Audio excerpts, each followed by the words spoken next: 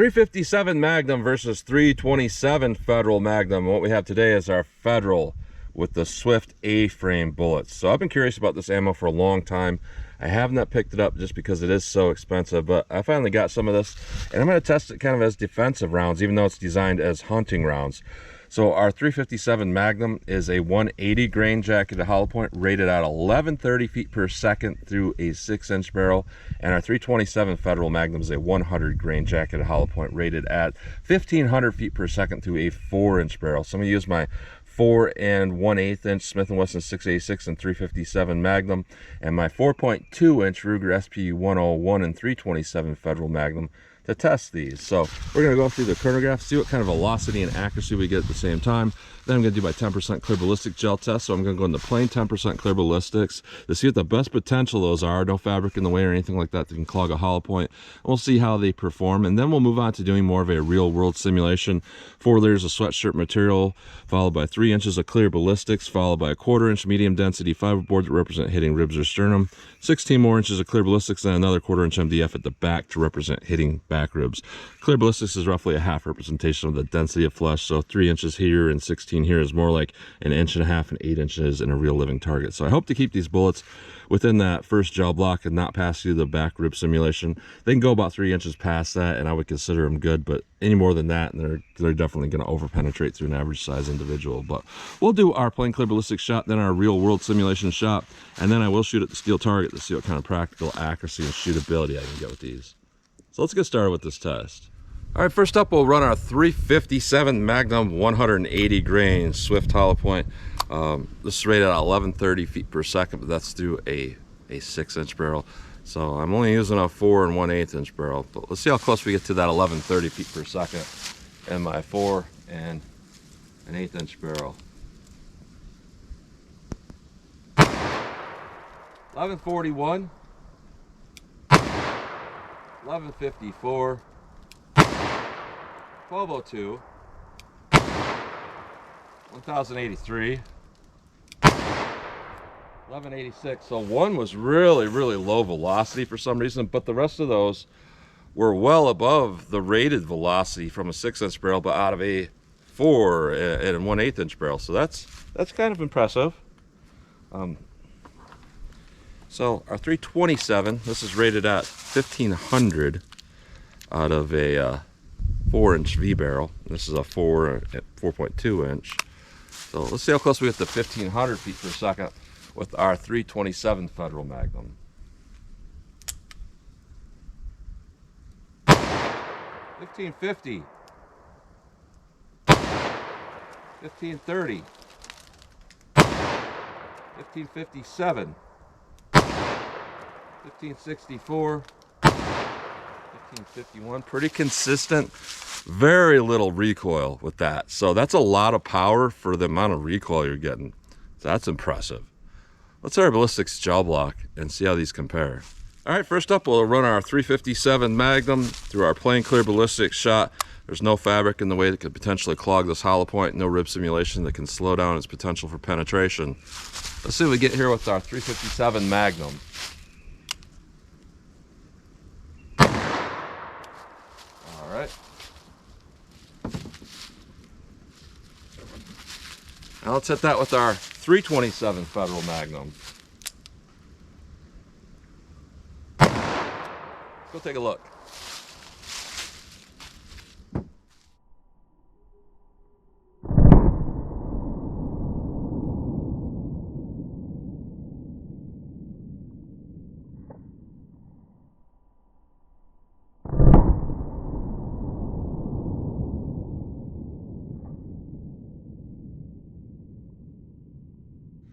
All right, I'm actually surprised that the 327 actually went further, only being a 100 grain bullet. It did more damage.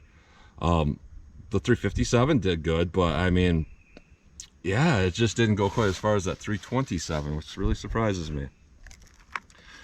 Look at our first 3-inch piece here. Both did pretty well. There might be a little more energy dump with our 357, but honestly, both did really well. And when we enter the main block here, our 327 actually has a little more damage, so that's really interesting. These aren't doing too bad though overall. Our 357 has a nice good mushroom on the front of that bullet, and we are right there at about 17 inches of penetration, so that's really good. Our 327 actually went to, I'm gonna call it about 20 inches. I would not call that over penetration though, just because, you know, when we put our rib simulation in there, you know, it's probably not going to go that far. Plus, you know, it's plain gel, and it didn't really go that far for plain clear ballistics. So we'll put in our rib simulation now, put on our fabric, and see how these do in our real world simulation. All right, our real world simulation, 4 layers of sweatshirt material. That's kind of what I'm wearing now.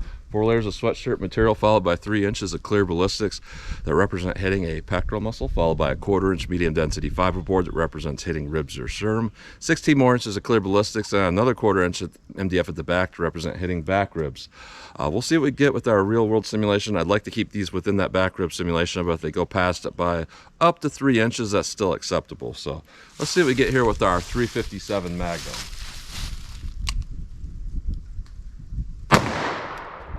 Wow.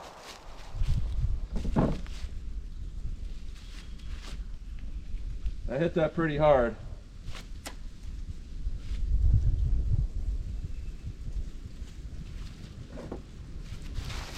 Now let's see what we get here with our 327 Federal. Let's go take a look.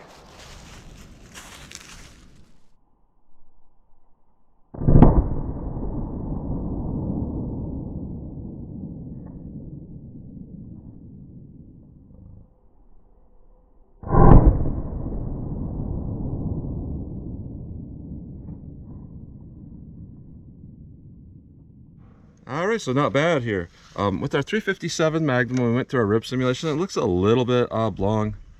That could just be, you know, me seeing it wrong. That's where our 327 went through straight. But it is a long, heavy bullet. Sometimes I do see a little bit of wobbling like that with long, heavy bullets. So that 357 could have, you know, been doing that. And it does look like we actually hit the back rib simulation with both of those.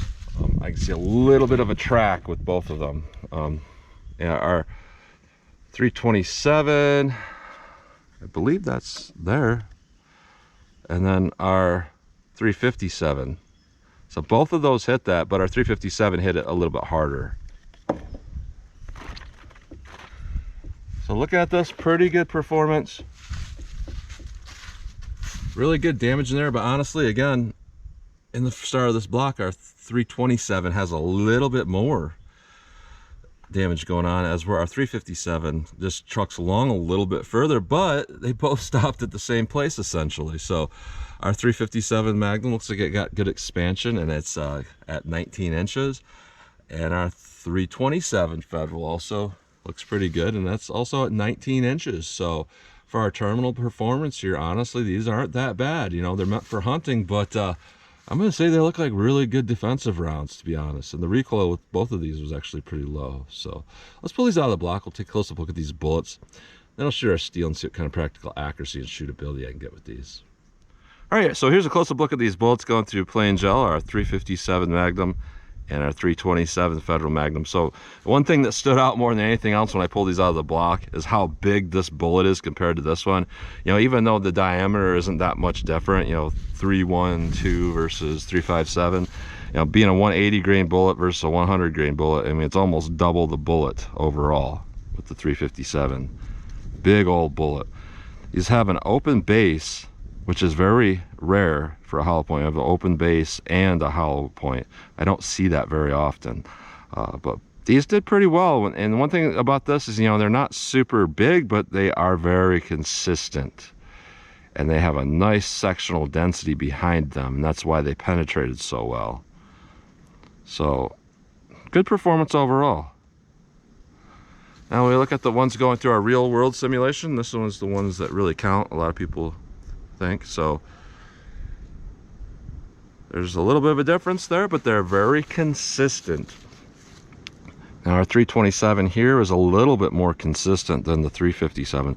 See, I thought I saw maybe some tumbling going through that rib simulation. You can see that's where it happened at. So it kind of destabilized a little bit because of how long the bullet is, and then it's going to hit that rib simulation kind of like that, and that causes some weird issues. As where this, you know, the sectional density wasn't so bad that it wouldn't, you know, keep going straight. So it's more consistent going through the target than the 357 Magnum, which basically means that, you know, I think this needs a little bit more velocity to keep going as straight, as where this had the velocity to do it. So overall though, I mean, very consistent across the board with both of those, but I have to give it to the 327 Magnum, at least out of a 4-inch barrel. I think the 327 is looking really good here. So that's a close-up look at those bullets. All right, 14 yards from the target, just my practical shootability drill. So I got 5 rounds in each of these guns right now. So I'm just gonna get a front sight picture, pop these off as fast as I think I can hit the target, and see how these really shoot, you know, if I was trying to use these in self-defense, fired them kind of rapidly. So 357, let's see how this does.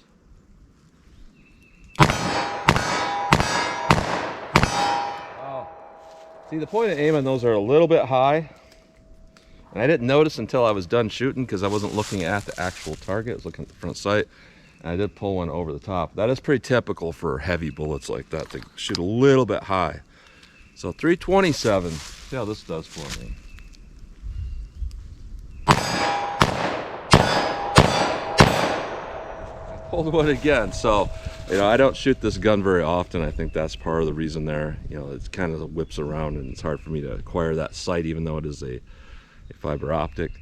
But let me back it up a little bit and fire slower, aiming properly, and see how these do from just a little more distance.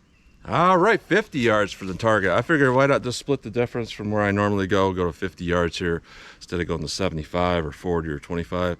Just kind of see how these things will shoot for me. So I'll try some single action and I'll try some double action, and we'll just see how these things shoot. So 357 Magnum. See how this does. Do some single action here.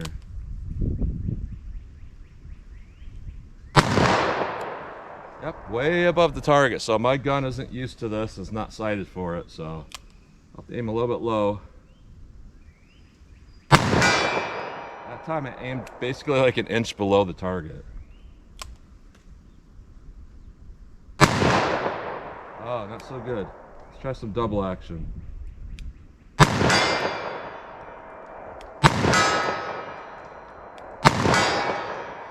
Alright, so doesn't shoot point of aim, but that's pretty typical for a 180 grain bullet. It just always seems to happen that way. Now our 327 Federal. See how this does. Single action. Hits a lot faster.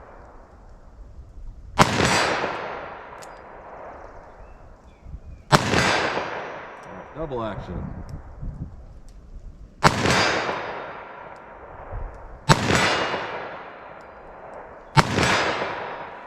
All right, so everything about this 327 load I am really liking.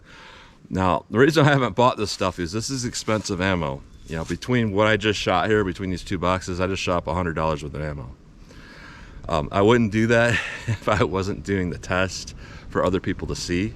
So, you know, if I wasn't recording this and getting these results, I would not be just out here shooting these. But I learned a little bit here. So when it comes to the 357 Magnum, I think, you know, that performed really, really well even out of a 4-inch barrel, but I think it would be a lot better out of a 6-inch, 8-inch, or a carbine or something like that, because it is a heavier bullet, you know, and just shoots kind of weird out of a 4-inch revolver. But that being said, it was a great performing round. I wouldn't buy it for personal defense, because when it comes to personal defense, there's so many better things. Now this 327, on the other hand, is completely different. We actually got more velocity with this than what I got with 100 grain gold dot, 100 grain, I think it's 104 grain HST, and several other 100 grain bullets. This gets more velocity out of this revolver, is more consistent than typical, while at the same time, to me, it felt like there was less recoil than the gold dot. And it performed phenomenally in our terminal ballistic test, and it's very accurate and easy to shoot. So honestly, I would buy this for personal defense out of a 327 Federal Magnum, at least out of this this 4.2-inch barrel. It probably would perform pretty well out of a snub too, but at that point we might be having kind of a little bit of recoil. I do carry a 327. I got it on me right now, but I carry a HST because they're a little bit lower powered and they're more manageable out of a snub.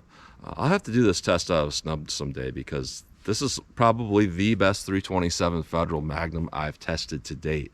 Really good performance overall. So, you know, Federal redeemed themselves. I did a couple tests with their Centec defense. It's like, what were they thinking? But coming back to Federal's real loads here, especially using the Swift bullets, fantastic performance. So that's what you get today. So as always, comment, share, and like.